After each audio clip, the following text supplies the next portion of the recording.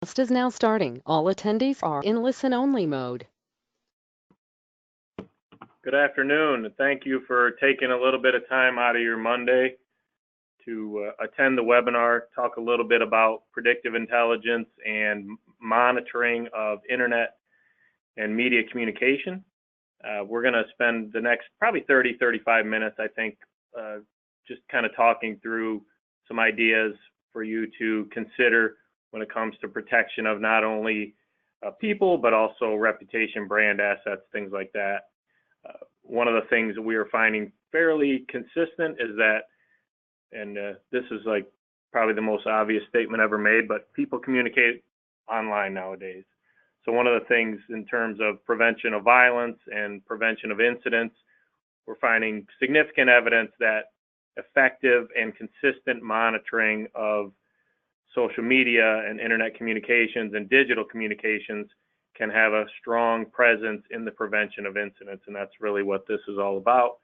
And what we're going to talk about today is really giving you an understanding of what pieces need to be in place to do this effectively. How can it be done effectively? Why is it important? And also, what are some of the things to avoid in terms of mistakes that can be made when it comes to this type of thing. So my name is Jason Russell. I'm the president of Firestorm Solutions. Firestorm is a full-service safety and security consulting firm. We've been in business since 2005. Recently had a shift more towards safety and security, and really a big focus of what we do is on prevention and preparation for incidents. So everything from threat assessment to site assessments of facilities, vulnerability assessments, preparing of emergency protocols, to training of people on how to actually respond to those emergencies. So we really want to try to focus on, first of all, hopefully we can prevent an incident. If we can't prevent an incident, hopefully we have good policies and procedures in place, and then we have good training on how to respond. And one of the layers in prevention of incidents in the modern world is looking for the warning signs online and in media and digital communications. That's what we're going to talk about today. One of the things I'll point out about Firestorm and why this predictive intelligence piece is so important to us, most of the security consultants that work for Firestorm Solutions are former Secret Service agents. And the Secret Service has been doing social media or monitoring of social media and things of that nature for a long time. We've also been doing threat assessment for a long time, which is working with clients and working on how to actually not only identify a threat, but what do we do after we identify it? How do we mitigate that threat? How do we intervene properly so that this person doesn't continue on that path to violence? Okay, so we'll talk a little bit about those things. When we ask people what their concerns are with an active violence attack, we find that about 92% of people are either very concerned or somewhat concerned. 8% of people aren't too concerned, and we really didn't have anybody who said they have no concerns at all. So as we can see, 92% of people, and obviously if you watch the news today, there's reports of attacks overseas. We're seeing consistent reports of attacks in the U.S. And one of the things that I think is really important to understand when it comes to this monitoring, this digital monitoring, is we're not only looking for signs of somebody who's going to commit an active violence attack, a shooting attack.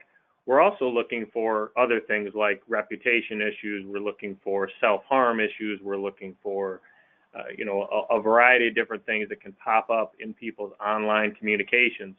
We're looking at when an employee is terminated or suspended, are they showing an escalation in their threatening communication and potentially being harmed? So the current approach really when it comes to prevention of incidents really isn't working, and the reason is because we're focusing solely on physical security methods. So if you think about the idea of the path to violence, and I like that term, the path, because nobody wakes up in the morning and just goes and decides to shoot up their workplace or launch an attack. It usually comes at the end of a very significant path. And what we're doing with the intervention strategies that we currently are employing is we're really focusing on just the end of the path. We're focusing on, the day of the event. How do we respond to the actual event? While that's really important, obviously, we want to make sure we understand how to respond and that we're trained and all those things. We also want to focus a little bit more on how could we prevent this from ever happening in the first place? How could we prevent this from even happening? What could we do?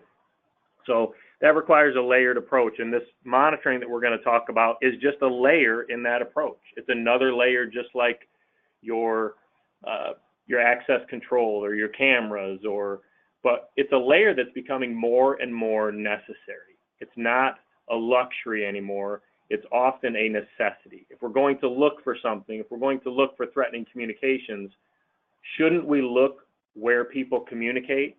And where do people communicate in our modern world? They communicate online. They share everything that they do. They communicate as if there's nobody's listening. And people communicate almost everything. They share too much many times.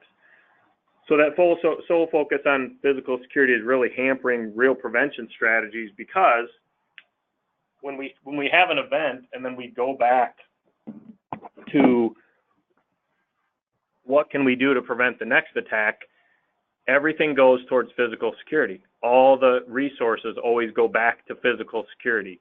And physical security is not proven effective in preventing attacks. It just hasn't. The bottom line is a motivated offender will generally find a way to defeat physical security measures.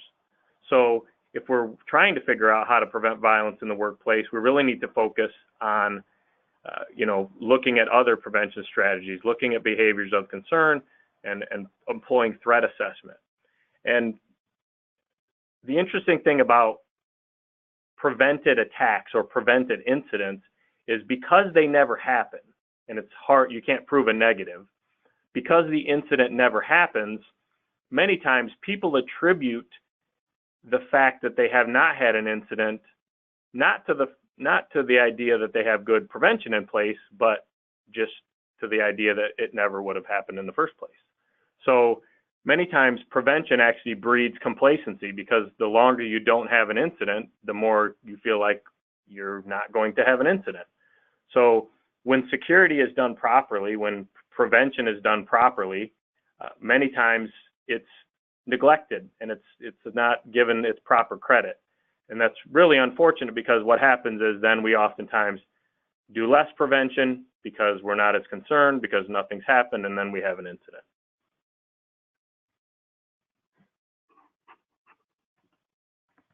So one of the things you'll hear after every event, even today when you start listening to some of the events that are happening, you'll hear the post-event commentary. You'll hear the things that we should have seen prior to the event. It's always amazing how much clarity we get right after an incident.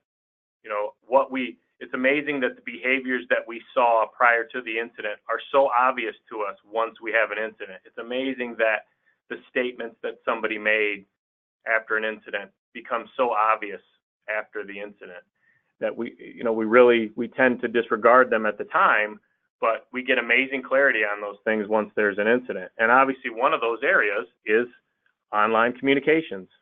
So, what a person is posting online, what are they saying in their social media communication? What are they saying in chat rooms? Are they making threats? Are they showing behaviors of concern? What is their online world and communication telling us? So when we looked at the recent FBI report, and they put out a report this year that talked about active shooter attacks and active violence attacks, showed that 16% of people had shared some intent towards that attack on social media. So if you think about that, that's a lot. You think about the number of attacks, and that doesn't account for the number of victims in those attacks. That's just sheer numbers of attacks. So 16% of the total number of attacks. But Parkland, for instance, that happened in Florida, there were some indications that he was posting some concerning communications online. So while it's only 16% of the total, that's a significant amount. And we really can't afford to miss even that 16%.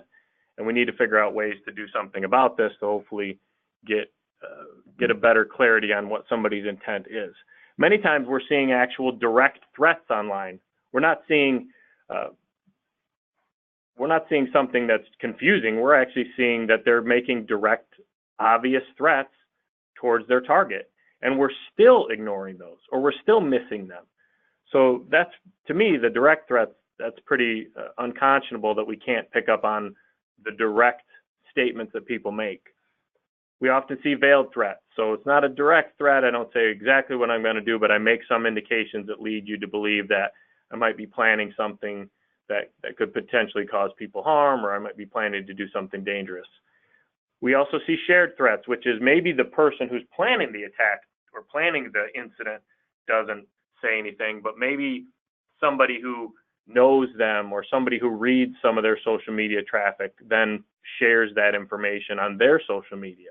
So we see these threats and these concerning communications coming to us from a variety of different areas. And then we also see behaviors of concern in online communication. So what are people, are they talking about, buying multiple weapons? Are they talking about target practicing? Are they showing other behaviors? Are they showing stalking behaviors? Are they, showing some maybe terrorist ideologies? Are they, what are they expressing that might be good warning signs for us to pick up on? We want to make sure that we're keying in on those. So obviously we talk about social media. It's not random, it's targeted. People know, and when they know, they talk. And today people talk on social media. It's just how people communicate. Twitter, you name it. People are communicating openly on social media. They're in chat rooms, they're on blogs, they're commenting on stories, they're doing all kinds of things in digital communication. And a lot of times they're sharing intent in those times. They may be sharing intent against your organization, against a particular person in your organization, against an event, against a product, whatever it might be. They're sharing this information openly, and we need to do whatever we can to try to pick up on this to either prevent an incident or protect our brand, our assets, and the things that are important to us. And people share everything. I mean, if you have a Facebook page, go to your Facebook and you can watch and see what everybody that you knew from high school, what they had for dinner and what their kids look like. And people are, we share far more about our lives and we communicate far more nowadays than people ever did in the past. And it's because it is so readily available and we're numb to it. It's essentially just become a normal part of our lives to share every single thing we do without really thinking much about it. Who is listening? Well, everyone's listening. Obviously, we know that the more people communicate, the more people listen. So we want to make sure that we are part of the people that are listening. We should be listening. We should be looking for this information. And it's fairly simple to do.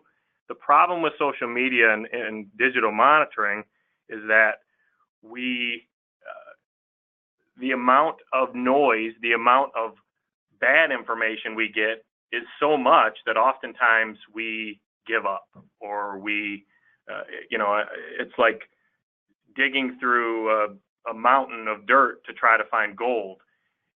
The gold is pretty valuable, but the work to get to that gold is also pretty difficult, and we have to determine if it's worth it.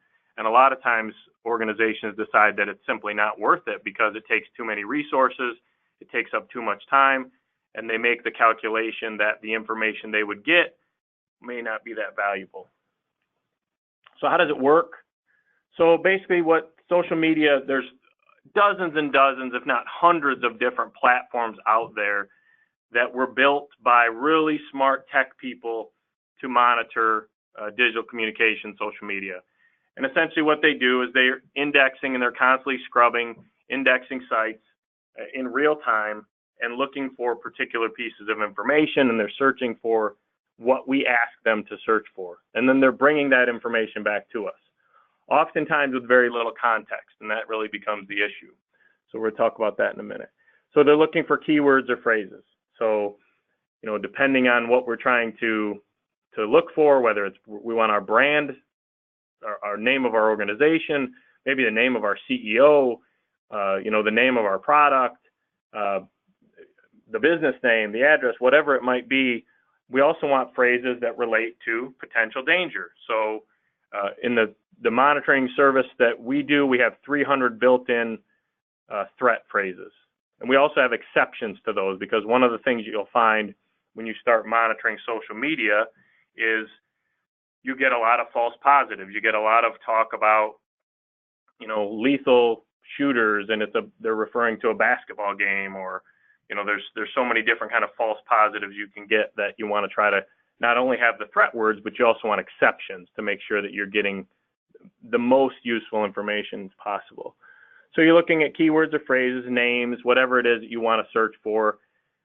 We start with 300, and then our clients get unlimited additional search terms. So you can put as many search terms in your monitoring as possible to make sure that we don't miss on anything. So many times we'll use nicknames of an organization, we'll use gangs in the area, we'll use any particular unique word or phrase that we want to pick up on to make sure that we don't miss anything that's being talked about.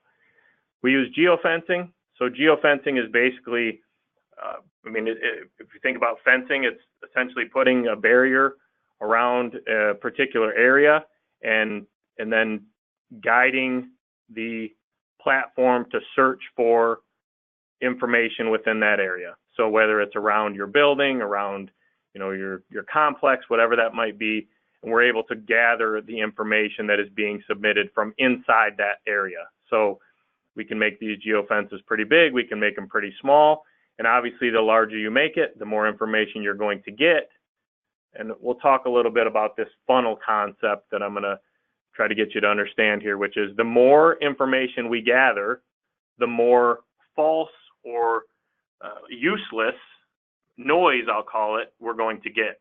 So the bigger our funnel is, the more we're going to capture, but also more of that information is going to be essentially noise or useless information. You'll also want to have the ability to do deep dive searches. So once you find something, or once you find something that might be concerning, you're going to want the ability to be able to look farther into that situation, that person, to see if there's any additional concerning information. So as an example, I'm going to tell you about our First Sight program at the end here. We started our First Sight program in December, and we have several hundred organizations.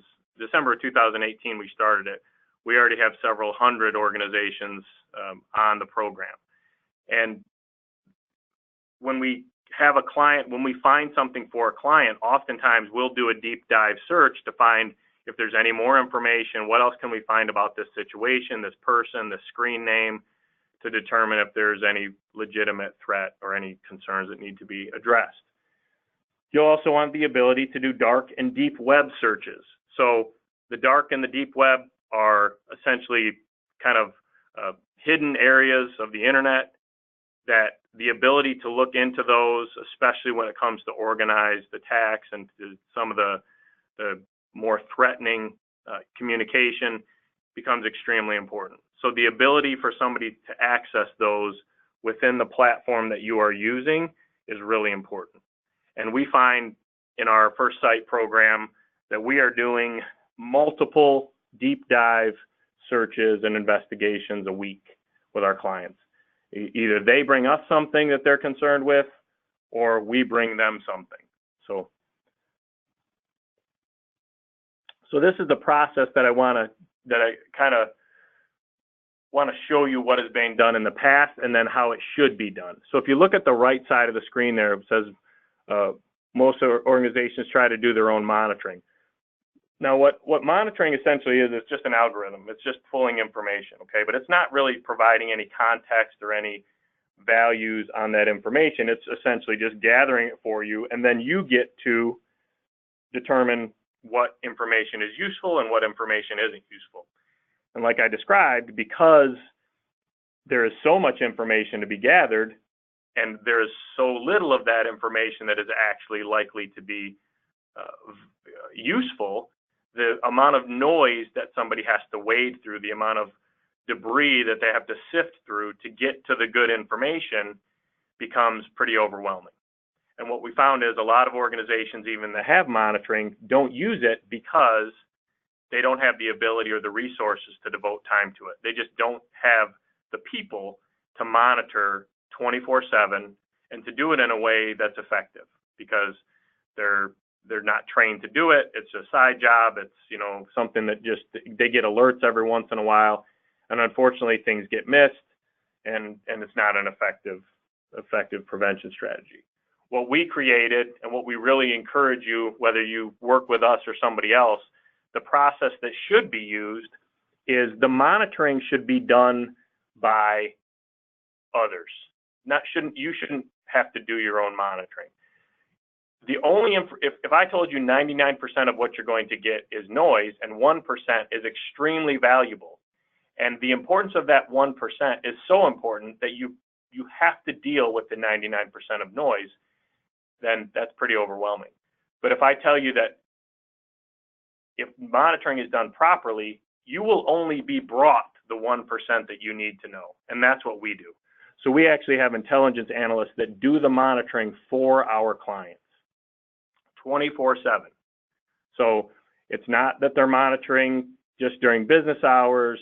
This monitoring is going on 24 hours a day, 7 days a week, 365 days a year, with a real human being monitoring for the client, okay?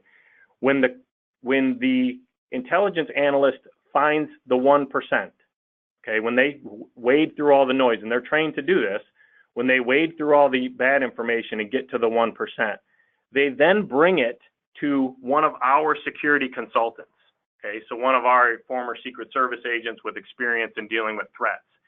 And then that security consultant then works with the client to manage or deal with that threat. And really, when it comes to the current state of monitoring, that is the missing piece. It's essentially the way monitoring sits now. It's like a doctor who can't write prescriptions. He can tell you what's wrong with you, but that's all he can do. And then he leaves the room, and then you're sitting there trying to figure out, okay, what do I do about this? Unfortunately, because organizations don't have a lot of internal threat assessment experience, when they get an employee that is giving warning signs, or that is, you know, having threatening communication online, even if they do identify it, they don't know what to do with it. So one of the things that we really recommend is having an expert in dealing with threats, in managing threats, available to walk you and help you through the process. So in our process, the way the process should work, whether it's with us or somebody else, is you should have somebody else doing the monitoring so that you're not dealing with it internally. They bring you the 1% of the information that is necessary for you to know, because it is the actual threatening information. And then you have a security consultant, a professional, and most of ours, actually a good portion of ours are former Secret Service, who actually helps you work through that threat. Now, the other way it should work is that when you have, let's say you have an employee who comes up and tells you about another employee, coworker, that has made some strange statements that are concerning to you. You can then bring that concern to your security consultant, or you should be able to bring that concern to an expert who can then assist you with narrowing down or doing a deeper dive on that particular person, that particular situation, okay? So the monitoring really can go in both directions. It can be sparked by the client who says, hey, we really need you to look into this. We have some clients, without naming any names, some very large organizations that we work with, that probably 3 to 5 times a week, we are doing deep dive searches. We're focusing in on particular people, particular situations that have the potential for violence, and they just want to make sure that there's no additional warning signs that they are missing. So that's the way monitoring should work. It shouldn't just be a dump of information.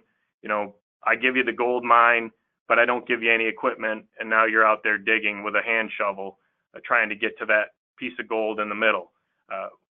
If I can sift through all the dirt and only give you the gold, that's the best case scenario, and that's really the way the process should work.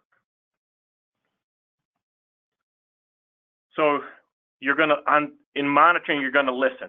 So listen is just, you're putting in specific keywords and phrases. You're putting in products, you're putting in locations, you're putting in executive names, you're putting in nicknames, you're putting in whatever it is that we want to make sure we catch. And also phrases. So if there's particular phrases that are of concern to us, if somebody says this and this, we want to know. If somebody says kill and, our CEO's name, we want to know. If somebody says kill in the name of our company, we want to know. So that's the listening piece. The looking piece is saying, hey, I want to just look in this area. Okay, I want to put a box around our headquarters. I want to put a box around our stores. I want to put a box around our library, whatever it is. And we're looking specifically in that area. We're trying to see what's coming out, what's the information, what's being said in that particular area. And that's that geofence concept that I talked about earlier. So that's the geofencing. Custom keywords, geofencing, you got the deep people search, you got keywords and key phrases, and we have unlimited, which means if you have 1,000 different phrases you want us to look for, we can look for 1,000 different phrases. Now, once again, that funnel gets pretty big, but we don't want to miss anything. So the bigger the funnel, the more likely you are to not miss anything. We can isolate a specific situation. So if you have an employee or a situation or a customer or somebody who's threatening your organization and we have enough information on that person, enough information maybe on a screen names and things of that nature, we can actually isolate that specific person. That's a specific person search. Now, once something is found, you want to make sure you have a management and an a management and an escalation strategy. It's not about just finding the information. That's only the first piece of the puzzle. It's actually the smallest piece of the puzzle. What needs to happen next is the management and the intervention or the dealing with the threat. I mean, you gotta keep moving through that process, and that's really what threat assessment is all about. It's not about saying, okay, I found the threat. That's great. It's great that we found it. Now what do we do about it? And that's really where that management and escalation piece that really has to be a part of this process, and unfortunately too often is missing. Now there are limitations, and I want to be very upfront with you, and I want to make sure no matter whether you contact us or whether you try to find your own monitoring service, that you make sure you ask the right questions. Open source is the only thing that can be monitored. In other words, you cannot monitor people's private communications. Nobody can without legal, legal authority. So you can't break into people's private accounts. You're not going to be, violating people's privacy rights because this is all open source. What is amazing is how much open source information is available. So Twitter, for example, is all open source, and many others have a significant portion that is open source. So the privacy concerns are alleviated by the fact that this is all publicly available. We're just picking up on what is already out there. I mean, to say that this is a violation of privacy would be like saying if you saw somebody committing a crime on the street, you wouldn't look at them because that would be violating their privacy. I mean, it's the same thing.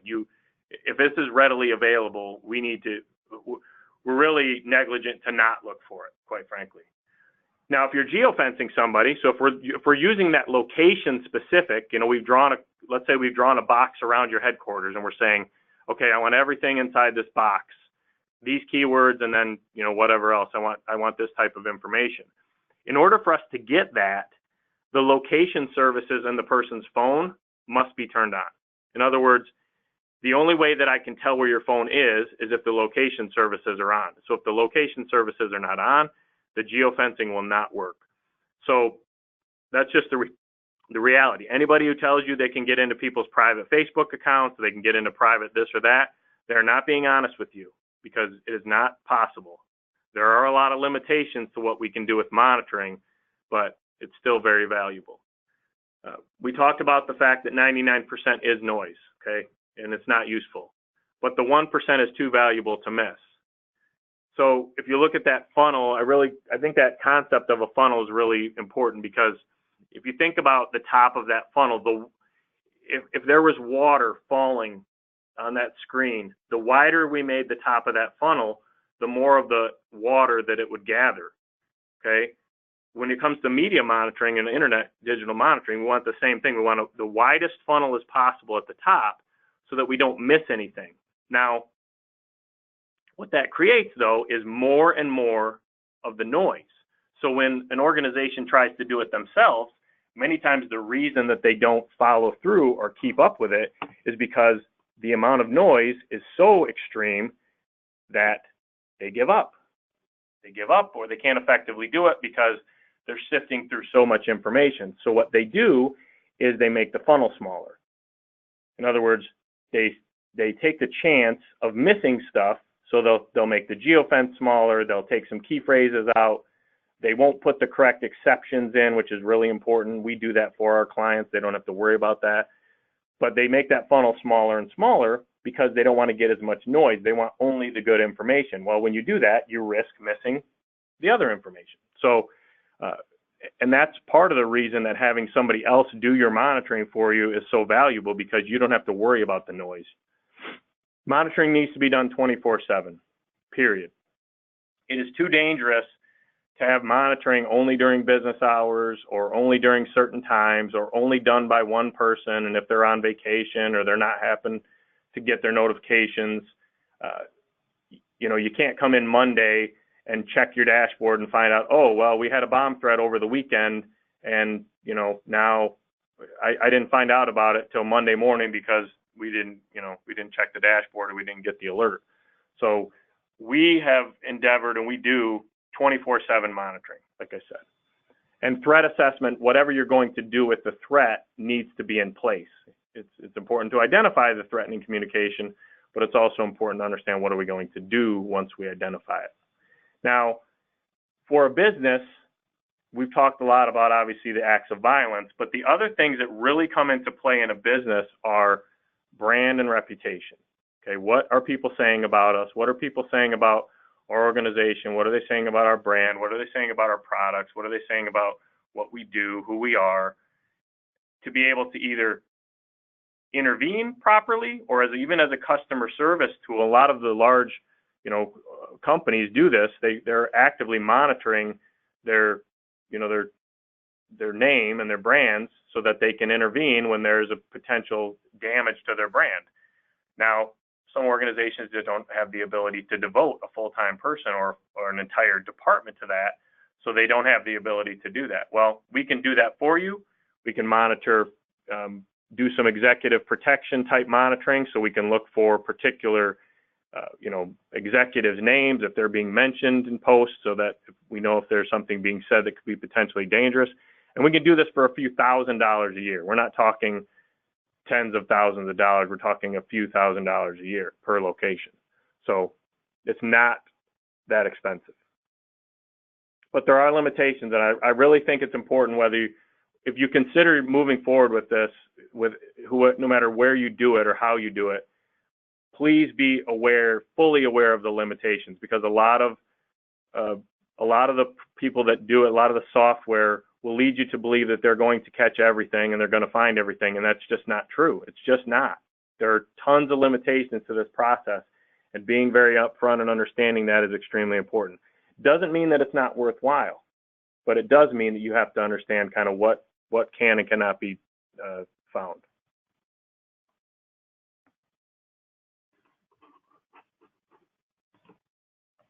So just real quick here, kind of a understanding of our program. We have this First Sight program that I mentioned we started in December. We already have several hundred organizations that are on this program. It's our 24/7 monitoring program, so we actually take the monitoring completely off your hands. We do it 24/7 with the best platforms that exist. We have analysts that are trained to look for those particular pieces of information that are valuable. And we also have our threat assessment experts that are available to any of our clients who have an issue. So we can step in and help you mitigate, deal with those threats when they do come in. And once again, we're not talking hundreds of thousands of dollars, even tens of thousands of dollars. Generally, we're talking a few $1,000s per location to be able to have this done. So not a huge in terms of budget impact. And really, one of the things that we are really proud of is we have the ability to send monthly reports to our clients that can show them kind of what's being said, what the trends are. Many times we'll have a client who says, oh, they'll have an incident and they'll think, oh, there was really nothing came of that. And then we'll show them what was being said on social media regarding them or regarding that incident, and they're often shocked because they just didn't know. They didn't know that there might have been an opportunity to do something different from a PR standpoint or a customer service standpoint to maybe intervene in an incident. And that's just, I mean, those are the kind of business reasons to do it.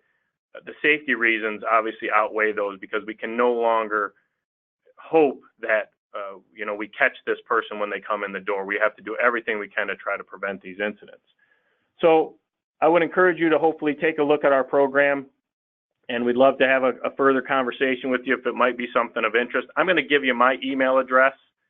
It's jrussell, R-U-S-S-E-L-L, at firestorm.com, jrussell@firestorm.com. And I offer this every time, and I'll say it, if you ever have any safety or security questions at all, if you ever have anything that we can help you with, please don't hesitate to email me. Whether you are a client of Firestorm or not, we are always willing and really readily wanting to help as many people as we can for these types of situations. So with that, I will thank you for your attendance. I hope to hear from some of you, and please shoot me an email. Let me know if there's anything we can do to help you, and have a great rest of your day.